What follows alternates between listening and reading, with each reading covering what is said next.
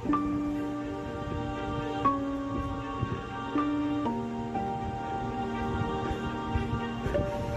mga 4 na taong gulang pa lang ako, may isang gabi na hindi ko malilimutan.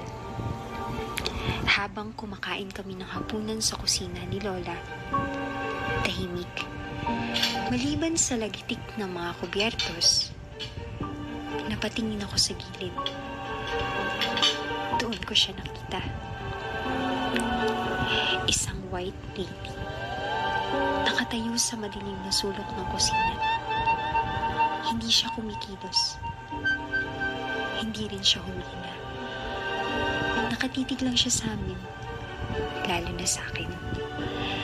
Para bang hinihintay niya kung mapapansin ko siya. At sa gabing yun,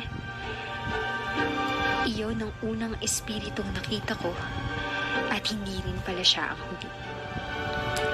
Kasi magsisimula pa lang.